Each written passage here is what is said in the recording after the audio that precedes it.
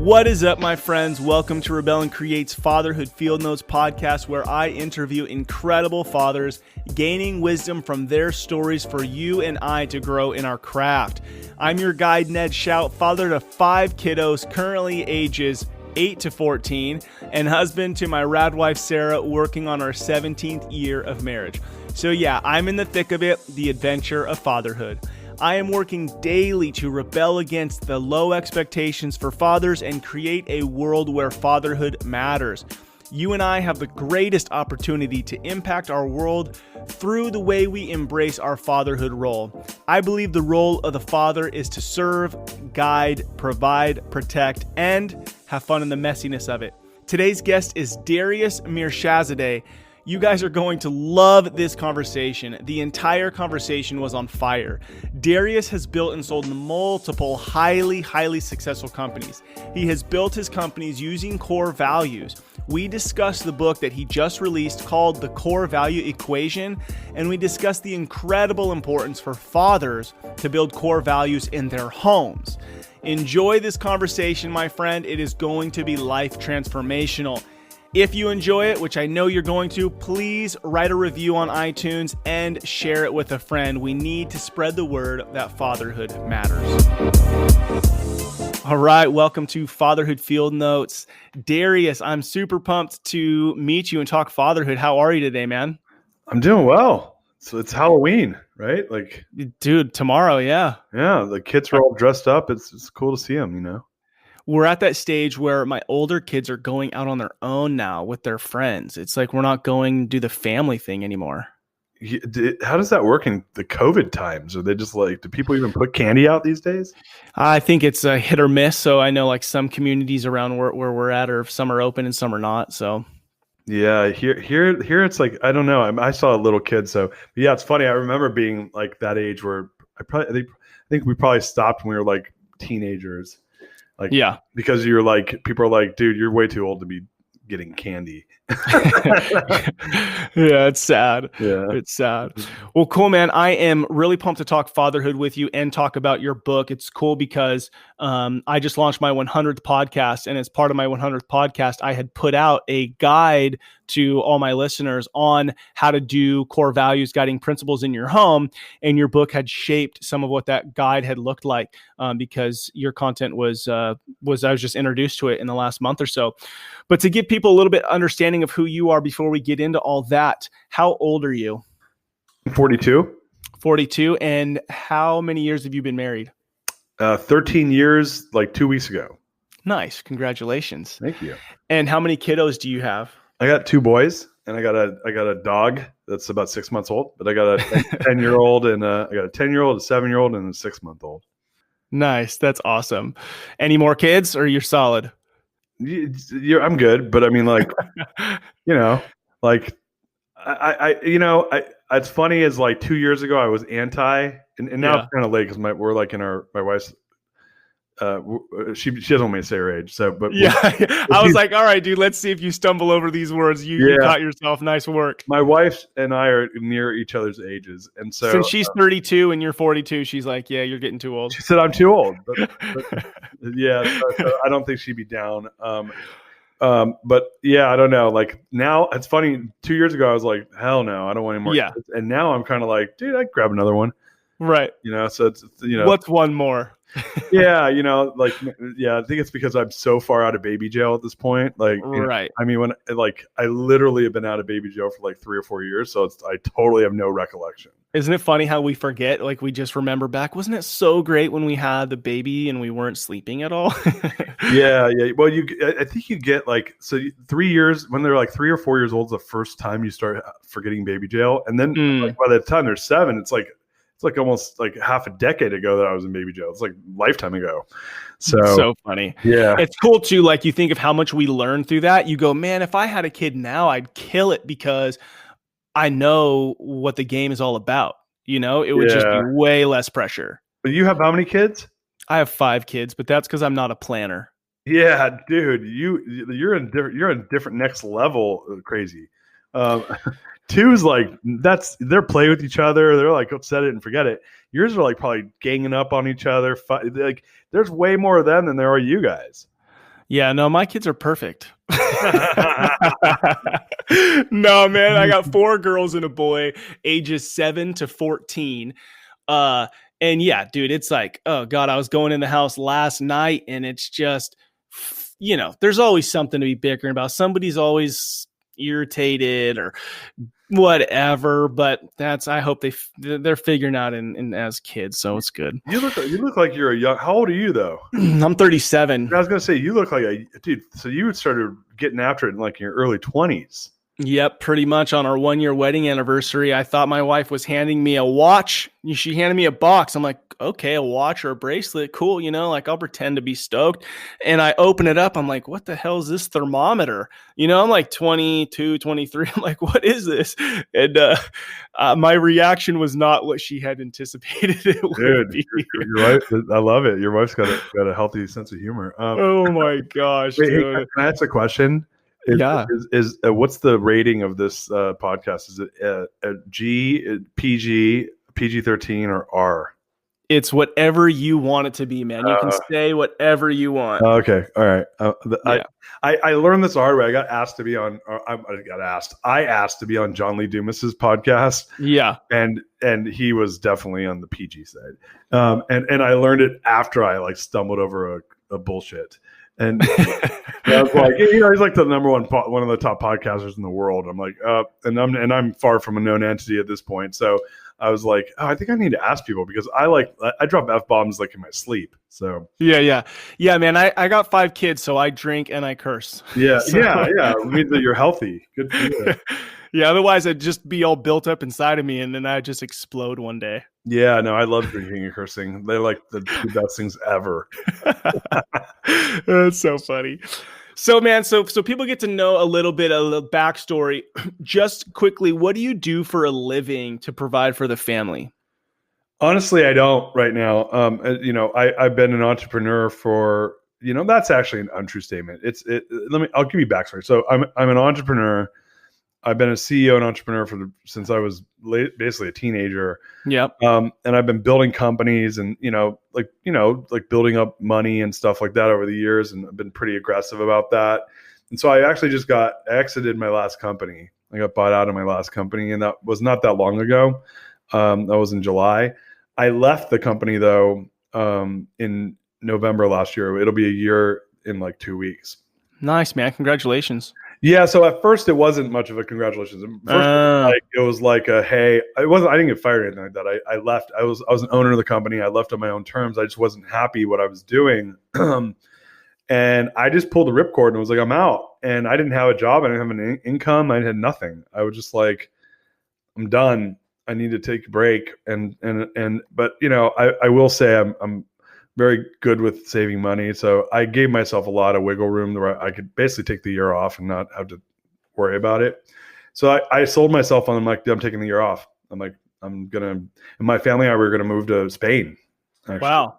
So I was going to do a sabbatical year. I was just going to go travel and hang out and not have any income and not worry about it. And then COVID hit and that kind of screwed that up.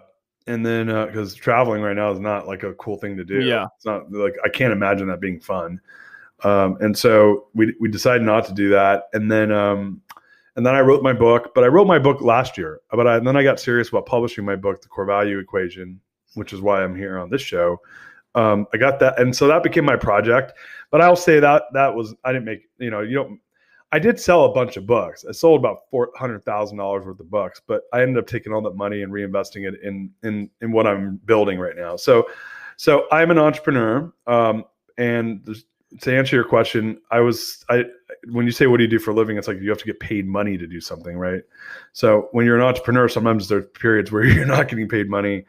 Funny enough, so I didn't really start making money until about this month. So I hadn't made any income besides selling my books. And that's why a net neutral event, once you factor in investments that I made with that in the book.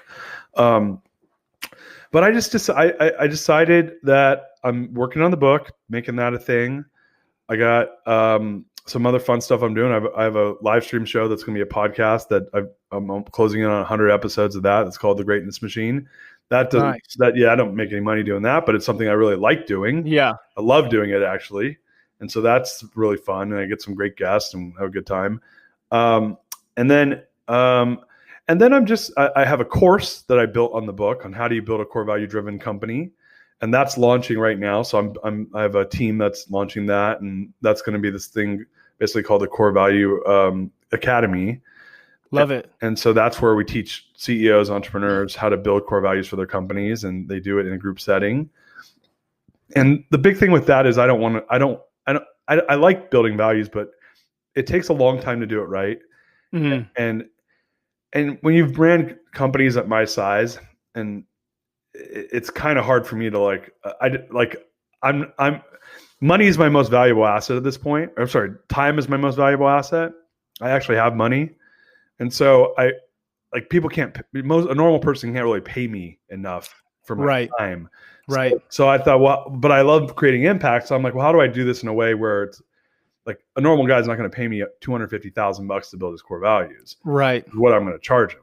And so like big company might, but a normal, smaller business isn't going to, but I really want to help the smaller businesses. So I built the course, and it's, it's more digestible. It's probably going to cost $7,500 for the course. But they get access to me, and I'll teach them how to, we do it in a group setting. So that's awesome. Yeah. So that's launching, that we're going to start marketing that pretty heavily in the next few weeks.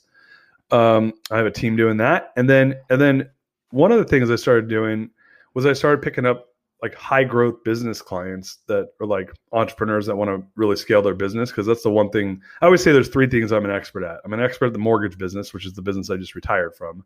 I'm an expert at high growth. I can grow your company from like literally from 0 people to about 2,000 brick by brick. And I know how to do it every step along the way.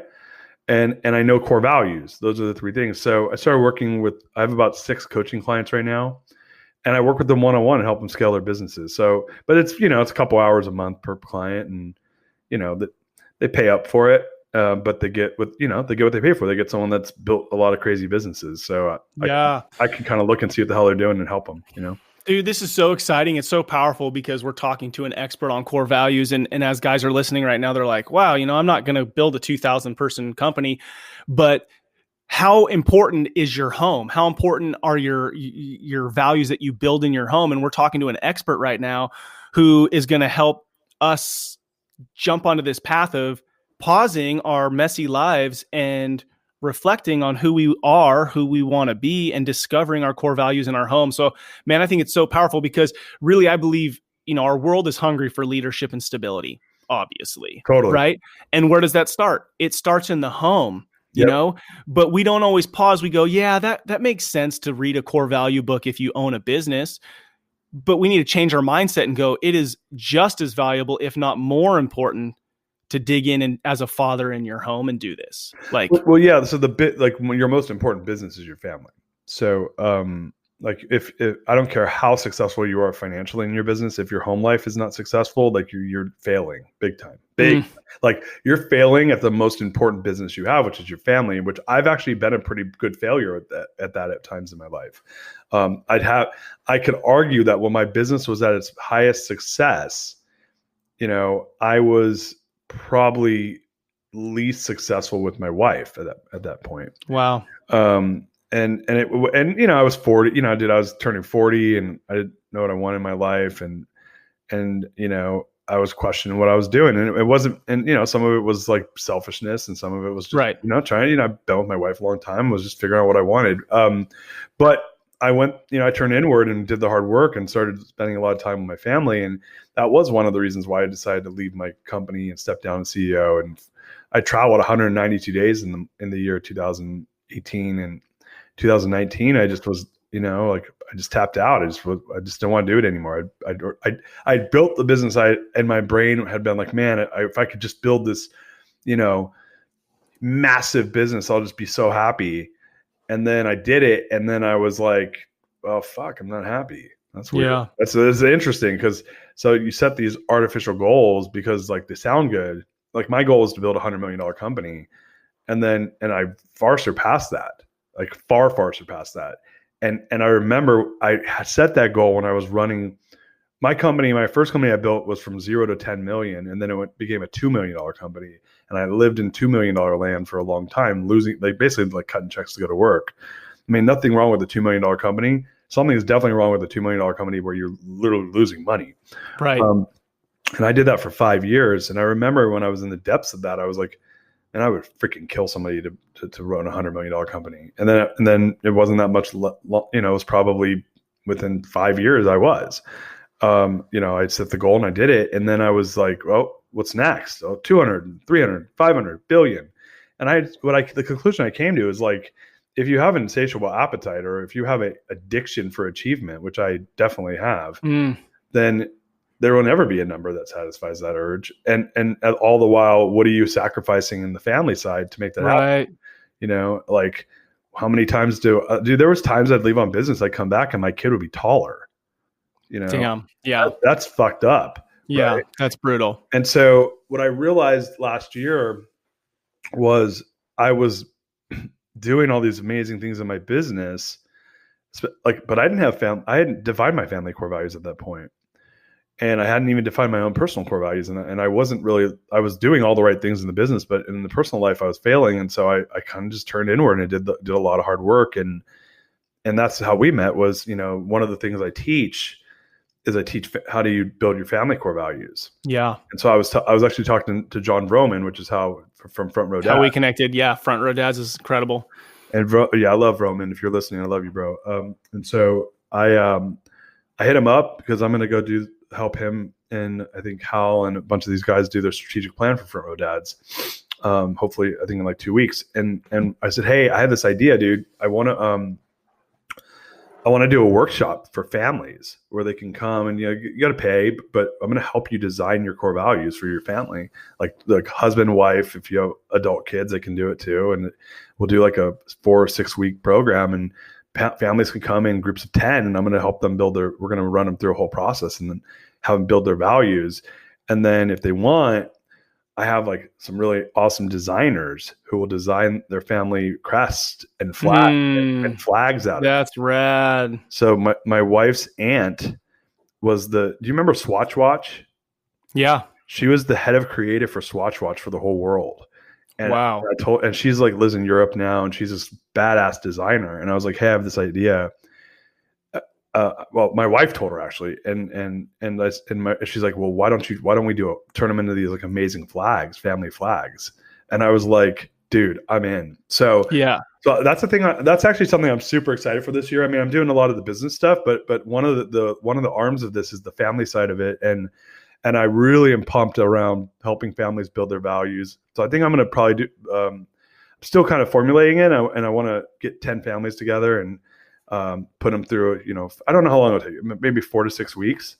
It'll be a couple hours each week, and help them. Yeah, that's powerful, man. Yeah, because once you have that, like I've been experimenting with it a lot. There's a lot of cool things. Like I did it in my business, so I know the game plan's the same. If you buy my book, it'll teach you how to think about it for your business, but it's no different. The organization is a group of people that come together.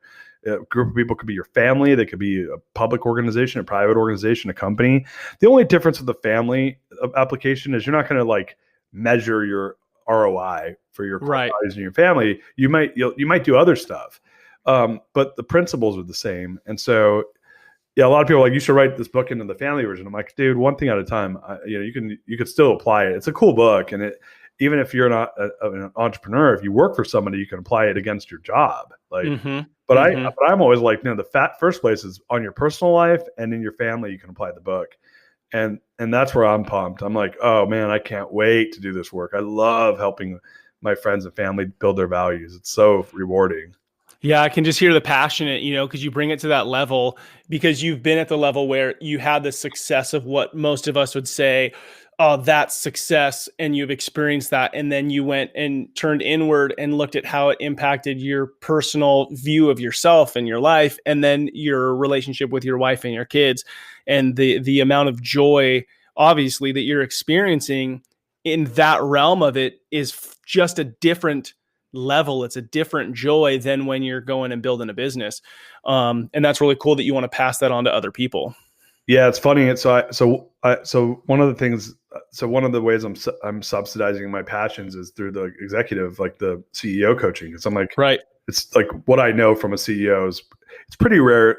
I talked to some of my friends, and a lot of my friends are entrepreneurs, and I'm like, it's pretty rare to find somebody that knows how to build a company from literally one person to 1,000 people, because that's 6 different people, 6 different stages of growth. And the person that can get you from 1 to 30 is different.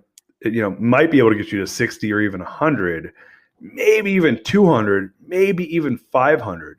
But dude, once you start going up above 100, 200 people, it's just a different mindset. So you have to have a different set of skills. And so a lot of people they tap out. They usually hire a CEO at that point because they're like, I'm the entrepreneur, I'm not the CEO. So it's pretty rare. I think it's just a rare skill set. So I'm like, oh, cool. This is a valuable skill set. I could take a $5 million company and I can grow it to 50. I know it's step by step what you have to do. It's amazing. So I'm like, oh, I could charge for that because it's, a lot. And right. And so that's kind of the game plan is I'm like, all right, I'll charge for that. And I give massive value to my clients because, dude, they're going to crush it and I'll pay for myself in like a month. But then I have a lot of free time to do this other stuff that I love as well. And so, but it doesn't pay as much, so it's just more of like the family's not going to pay me $3,000 an hour to build their value. And I don't want them to, that's not why you would do that. Right. But the impact's way different, dude. Like, dude, my kids, I sit there with my 7-year-old and I go, what core value did you live this week? And he's like, eye of the tiger, Dad, which is passion in our family. And my other son is like more of a creative. I go, what's your favorite value that you lived this week? And he's like, boom. I'm like, why do you like boom? He's like, it's all about creativity, Dad. I'm like, dude, and my kids are little, and like, what does that mean when they're older? And it's funny, I was one of my coaching clients. So when I do have the executive coaching clients and CEO coaches clients, I do this with them too.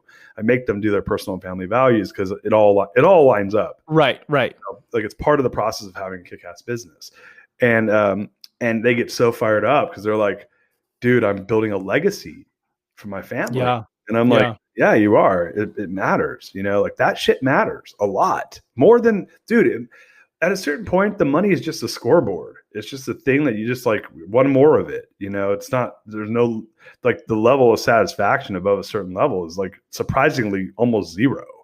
Then it's just like, what more money am I going to like put in the savings account of the 401k or whatever? It's important to do it for like protecting your family and to have some freedom. But at a certain point, like I was talking to a friend of mine today, one of the most successful guys I know, he's worth over $100 million. And I went to dinner with him and another guy last night who's worth $1 billion. These are just ballers, right? Right. And the $100 million dude who, like, you talk to him, you would never guess. Nicest guy on earth, doesn't even care about money. He's like, all I care about is love and my family.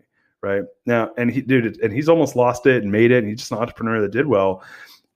And he and I were talking, and we were talking about the guy, the $1 billion guy. And he's like, those guys are just all around making more and more money. I'm like, at a certain point, who gives a shit? Like, right. It doesn't really matter if he goes from 100 to 500 to $1 billion. Like, what are you even going to do with that money? Buy another plane? I don't know. Yeah. Like if you enjoy what you're doing and you're like hanging out with your family and you love them, then great, go do that too if you're good at that. But I'm like, would you do that at the expense of your family? And all too often, dude, I know so many people that have done it at the expense of their family. I've done it at the expense of my family. And I'm like, I'll never trade that in ever again.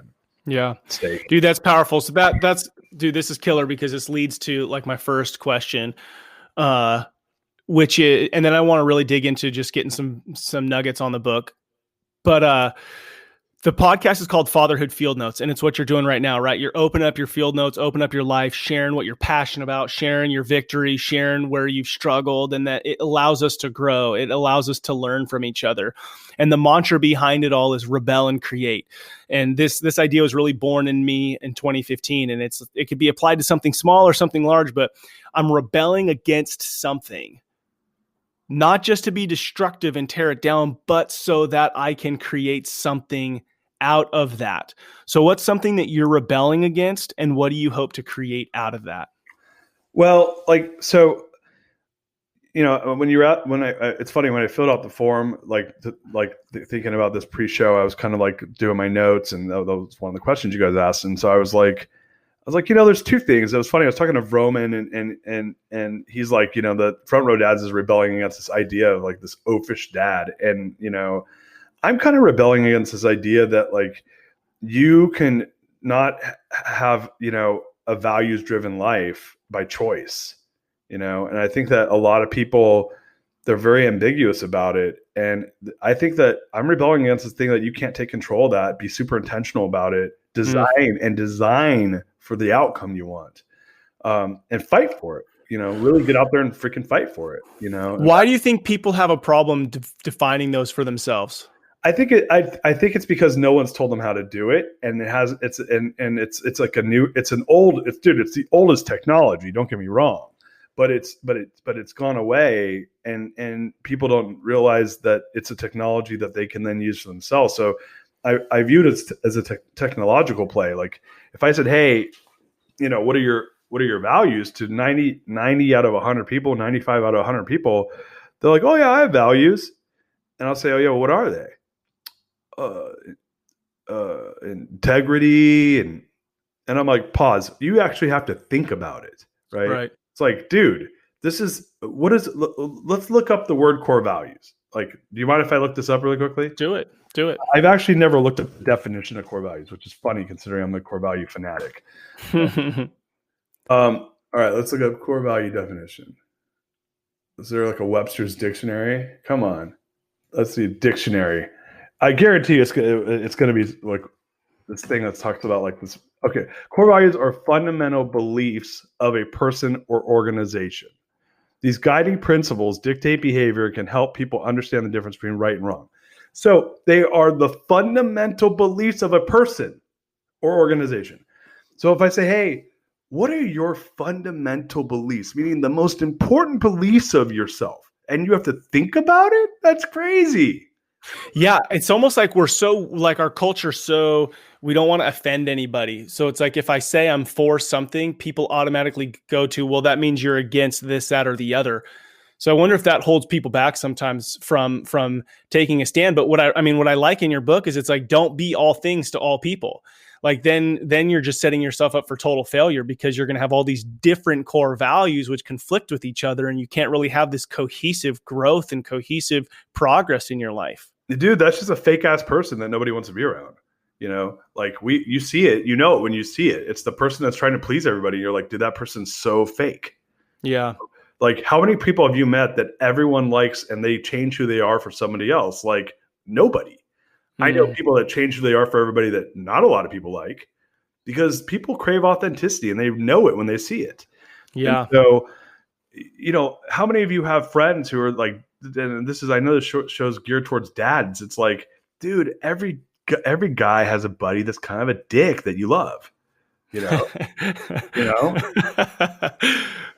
funny because it's true, right? It's true. Yeah, it's true. Everyone has a buddy who's a dick who you love, because you're like, dude, that guy just owns it. He just is what he is. And it's an acquired, or you'll hear people say that person's an acquired taste. I'm like, I love acquired taste people. I do. Sometimes they piss me off because I'm like, God, really? Did you really have to open your stupid mouth up and say that? But it's like, it's just what. But you're being yourself. They're owning it, and I'm like, hey, it is what it is. I'd rather that. Like, I say this about our current president. I don't agree with his values at all. Like 100% zero agreement between me and him. But that dude owns his values. I don't like his values, but he doesn't he doesn't pretend like he's something he's not. Yeah. Like, yeah, no doubt. Oh, he owns it. Like, owns what he is. And I'm like, the world would be a lot better place if everyone was like Donald Trump in that way. Not if everyone was him necessarily, but if they owned what they were unapologetically the way he did. Yeah. Man, that's powerful. That's something that I'm definitely growing into, as I define my core values, not define them, as I discover them, and not just discover them because I know what they are, but just live them out all the time for everybody to see. And that's what I really liked. What you said is you're rebelling against, like you said, this idea that it's not possible and that you're building your family tribe. Because once you have your core values there, like your creative son, like the boom and the eye of the tiger, it's like they're focused in on that. And so they're growing in those areas, right? So you're continuously growing because you've defined and recognized who you are. So it allows you to go down that path. Yeah, like, do you not want to define the fundamental beliefs of your family and work for that, like, intentionally? Look, listen, like, what is it? Where energy flows, or wherever awareness goes, energy flows, right? And so that's one of my favorite. It's a Hindi saying, right? And so I have a buddy who's a Hindu monk named Don Depani. He's an awesome dude. He says, where your energy flows, where your awareness goes, your energy flows. And so you don't have an awareness about what your fundamental beliefs are as a person, as a family, as a business. How do you live? What people do is they're asleep. They're doing what they think they're supposed to be doing. And then they wake up one day and their life's almost over and they lived a life of quiet desperation. And I'm like, fuck that. Yeah. I'm not living like that. Like, no, if you want to live like that, more power to you. I'm not going to live like that.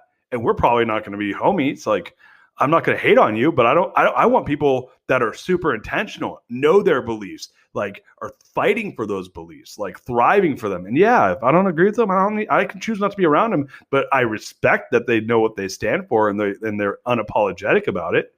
And for me, I'm like, how much better of a world would we live in if every person knew what their fundamental beliefs were, every company knew what their fundamental beliefs were, and they consistently fought to hold themselves accountable to those things. Dude, that is what's wrong with our world today, in my opinion, is that we don't do that. And here's the thing: no one ever taught us to. Right. No one said, "Hey, like, do you meditate by chance?" Do I? Yeah, you do meditation at all? I do. Yeah. Yeah, me too. Okay, dude, when did you learn how to meditate? I feel like I'm still learning. I mean, nobody taught me, but when did you actually get introduced to it? In the last 4 years. Right. Okay. So in your late 30s. Like, dude, why didn't someone teach us that in your first 4 years? Dude, okay, so check this out. So this is so rad that you say this, because it wasn't valuable. But my kids, I've done a meditation app with my kids a couple times, and my kid just started going to this new school, Acton, and he has a ton of breathing issues. Yesterday, he gets in the car with me, and he's like, he's 11, okay? He has breathing issues because he has a lot of allergies. He's like, Dad, today, our guide, they don't call their teacher, they call him a guide. Okay, you're familiar with Acton? Mm-hmm. I know Jeff. Okay. I know Jeff Sandifer. Okay, dope. So my kids just started there this year. So he comes in the car yesterday and he's like, Dad, my guide offered, if we wanted, we could go do some mindfulness time. So we went up and we sat on the roof and we did this app. And he's like, halfway through, I'm breathing through both nostrils.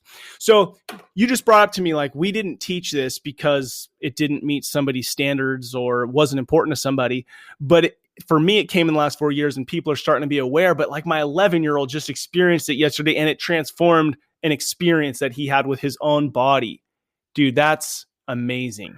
Right. So I believe there's a great awakening that's happening right now. There's a higher level of consciousness that people are gravitating towards, that I think the energy of the world's moving in the right place.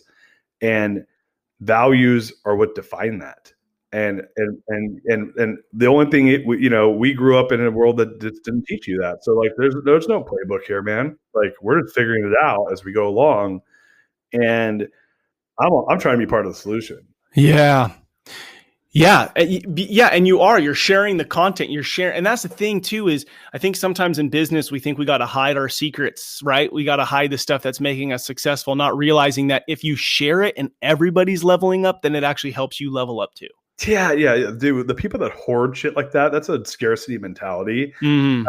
I was talking to these guys and, telling them like a story about how I want to buy a business. And they're like, oh, don't worry, we won't steal your idea. And I'm like, I don't give a fuck if you stole my idea. I'm like, dude, 99.99% of it is execution. Right. Like there's no like stealing. Every idea has already been made. There's no new ideas. Like, everything's been thought of. Go do it. Go do it. Dude, that's so powerful. When I think about this with our families, I'm kind of regularly saying, dude, your kids might marry my kids. So the reason that I'm talking about fatherhood, the reason that we're talking about core values and sharing it in families is it matters so much for our future legacy, because I don't want to just create all this stuff with my kids and then them go off into the world and there's nobody for them to do life with, because there's not other dads being intentional with their time. So having these conversations and inspiring other dads to do the same sets up, you're my legacy 4, 5, 6 generations down the road. Yeah, it's badass. And like, I don't know, like I grew up in an environment where like my dad didn't do any of this stuff. I mean, my dad was old school Persian guy. Like kids weren't even like allowed to hang out with you till they were like adults, like the kid that was not part of the deal. And so, like, I mean, we're probably, we're within a few years of each other. Dude, if you grew up in the 80s, like 80s dads weren't doing this shit, Working. They were working their asses off, and 80s moms were working their asses off. We were the first generation of parents where both parents worked, And so, and half of them got divorced, so we're like the latchkey kids where we're all like coming out. Like I'm seeing it. It's our generation that's coming out because we were left alone to figure this shit out for ourselves. And then we're like, hey, that was fucked up. Like, I don't want my kids to deal with that shit. Like there's got to be a better way. I'm not blaming them. I'm just saying like, that is not what kids need. And and our parents did the best they could with the information they had. But, like it's on us to create the change we want to see. And I just, for me, I'm like, to your point, like if I can give my kids the better tools than I had, because I had to figure this shit out for myself. And it was hard. It's not like I was like, meditation would be great. I'm just going to go meditate. I started meditating because I was having fucking panic attacks. And then that helped. I didn't think, core values, that's the ticket. I was like, man, my business is on fire every day and this sucks. I got to figure out a better way of doing this. And I just stumbled upon this thing. And then it happened to resonate with me. So, So that's the thing that I wonder is, the struggles that we've gone through to grow our businesses, to grow our families, to figure it out, because you learn so much from the struggle, right? So our kids aren't necessarily going to have that same struggle. We're going to give them tools. So how do you make sure that they're going to go use those tools and not just be entitled pieces of shit who don't do anything with it? So it's kind of an interesting time, to navigate that. I have a great answer for that. Okay. What is it? The world that our kids are growing up in is so much more fucked up than the world we grew up in that they're going to have these skill sets in order to manage the problems they're going to be dealing with. Man, it's unfortunate, but true. Right. Like if you want to save the world, it ain't going to be with the skill sets that most of our peers have. That's for damn sure. Right. It's not going to be, and we could thank our parents and because our parents really fucking set this shit up to blow up. Right? and we're playing cleanup already. And the problem is we're not the ones in power. It's these fucking baby boomers. Sorry, mom and dad. And you guys have left a shit show for your grandkids. And so we're already starting to play cleanup right now. But our kids are going to need to be level. They're going to have to level way the fuck up to deal with the problems this world has in store for them 10, 20, 30, 40 years from now. Which is, I think, why we're having such a big conversation around our kids' schooling right now, right? Is we're realizing that our schooling system hasn't set us up for success. Like you and I decided to go figure out we need core values, we need meditation, we need these things. Others haven't. And so our kids now are having this conversation with us around schooling and going, okay, don't just learn the answers for the test. Go learn how to solve problems. And that's the conversations you and I and all of us dads should be having with our kids is we need to teach our kids how to solve problems and what tools they need to solve those problems. And that's really what's going to set them up for success in the future world that they're going to step into. Totally. That's just one more representation of it. And it's, to your point, education is where it starts. So yeah, I agree with you 110%. Man, okay, so let's take a few minutes before we wrap up to just dig into, okay, I'm a dad. I'm going to build core values in my home. What are some nuggets that you would tell them to help set them on that track to do it? I think you have to have a good process. And so, the one cool thing about family core values is they're used differently than business core values. So it doesn't have to be like overly like hard. The design, you get wiggle room in the design process, but I was pretty simple, man. Buy my book and chapter 1 through 5 will get you there. Just follow, chapter 6, 7, 8 is how you apply it to a business. Like once you build them, but the discovery and design process is really pretty similar. It's like, you're not going to fire your kids. So that you don't design for that, but you do want to make sure that they understand what the right behavior is and test for decision making. And so, I've kind of teed it up pretty hard, which is like, dude, buy the book, go through chapters 1 through 5, follow the steps, take your time, do it with your family. They're your team, and away you go. And what I say is, if you discover and design the core values really well, then it's simple. Then it's like, okay, then you can have fun with them. Like my family right now, like I said, we're building our family crest. In our family crest, we have our spirit animals, we have our core values, and then we're going to turn that into a family flag. And that's just going to be up in my house. Dude, that's so cool. Yes, a beautiful flag, and we're going to get that shit handmade. It's going to be awesome. And then that's a lot of work. I'm still in the middle of that. But yeah, that's the hard work. The easy work is once a week at our family meeting when I don't fuck up and skip it. Yeah, I'm not perfect and I skip it sometimes, or we don't have it, or we forget. At least once a week I go, what, even at dinner, it's as simple as this.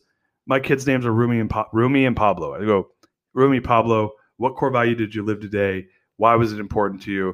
And what do you need to do? Which core value are you going to live tomorrow? And I ask my wife that question, and I answer that question. It takes 4 minutes, and we're in the middle of dinner, and we do it. Do that once a week in dinner. If you do that, you're 90% of the way there. Yep. Dude, so powerful. So powerful. Yeah, man. Okay. So I have a question then. So read the book. We've been implementing our core values or guiding principles. And one question I have is, like, when you look at a business, like you said, you can't fire your kid. You set up your core values, really, if you do it well, so that from the get-go, if somebody joins your team, it's somebody who believes in those core values, right? And so when you're raising your kids and you're also teaching them how to live, the core values aren't just who you are. They are a little bit of who you want your kids to become, right? Yeah, they could be a little aspirational. So whereas with a business, you wouldn't do that quite as heavy, right? Correct. Like, I'm not going to let them be as aspirational. Right. So yeah, that is one of the key differences is the aspirational side of core values kind of gets thrown out when we're doing family core values. When we're doing business core values, you can have a little bit of aspiration in there, but family is around like elevating to what's important. Mm-hmm. So like, but it's still got to be practical and reasonable. You can't just like say like, we're going to be all about adventure, but like you're homebodies that never do anything adventurous. Like, right. Don't kid yourself. Don't set yourself up for failure. Like, be honest with what you are. But it could be like, hey, like eye of the tiger or happiness. Like, yeah, we aspire for that. We got to work for that. Balance. We got to work for that in my family, which we call that movie night. Curiosity, that's maybe a little bit easier. Creativity, sometimes you got to fight for creativity because you're doing a bunch of hard work that doesn't let you be creative. So we're fighting for what's important for us. But it's stuff that matters, not stuff that we wished we could have. Yeah. So will you share all your family core values? Yeah. Number one is happiness. We call that heart. And we have an image of a Fibonacci heart. Number two is besos, which stands for kisses in Spanish. And we have an X and an O, and that's love. So what I say is there's a theme and then we translate it. So the theme is love. We translate it into the word besos. The theme is happiness. We translate it into the word heart. And then we have like 4 to 8 sentences describing exactly what that looks like in our family. The third core value is passion. The theme is passion. That translates into eye of the tiger. And then we have a whole like paragraph saying what that looks like. The number 4 is boom, which is creativity. The theme is creativity. We call it boom, which is that. Number 5 is cinco, which stands for what, where, who, when, and why, and that's curiosity. And number 6 is balance, and we call that movie night. So I had those kind of back and forth, but it's the more interesting of the word is what we call it in the family. Yeah. So the interesting words powerful. The interesting words are heart, besos, eye of the tiger, cinco, boom, and movie night. Man, so good. So good. Well, cool, man. I'm about to ask you my last question, but before I do, definitely, go check out the book. I actually just put my review up on Amazon. Killer book, easy to read. And I think dads, it's like, go grab this and start implementing this in your home. You're building your legacy. It's valuable. So before I ask my last question, any last thoughts around fatherhood or around the core values in the home? No, I mean, I think we touched on a lot of it. Yeah. I mean, my thing is that with anyone doing values, whether it's in the business or the home or your personal life, I think it is the most powerful and most valuable tool you have in your life. And I think it's a mistake not to do it, and that you're kind of flying blind unless you do it. And in my opinion is that it just depends on how intentional of a life you want to live. And for me, I want to live an intentional life, and I want to maximize my life, and I want my kids to understand what our fundamental beliefs are, as the dictionary says. Mm-hmm. And you have two choices. You can either dictate it, or maybe they'll dictate it to you one day and you won't like what they come up with. So that's so powerful right there, is that if you don't do it, it's going to be dictated for you. And your equation, if I can say it, is your core values equal your decisions, equal your actions, equal your results. And sometimes we're so focused on like, well, what decision should I make? We kind of skip step one, and it's hard to make a decision because you never defined what your core value was. So how the hell are you going to make a decision if you don't know what your core values are? And then you're going to flip a coin, or the world's going to dictate it for you. And you're probably going to wake up and not like what you see. And I constantly reflect on, okay, one day, hopefully, I'll be an 85-year-old man, and I'll be looking in the mirror, and I'm going to feel something about what I see in my reflection. Right? And at 37 or 42, what I do today, what I do tomorrow, how all those decisions start to kind of compound on each other is going to dictate how I feel when I look in the mirror as an old man. And defining those core values is critical. And then, like you just said, man, really simply, define them, spend the time creating the fundamental beliefs of your family. And then once a week for 4 minutes, ask your family, remind them when you pick up your kid at school, instead of how was school? And he says, good. And you move on. Hey, how'd you live out your core value today? How didn't you? Yeah. What core value happened today at school? Like so simple. And simple. The Japanese word I'll end the show with, which is shibui, which is there's complexity and simplicity. Like make it simple and easy, and then you'll do it all the time. Powerful. All right, man. Last question.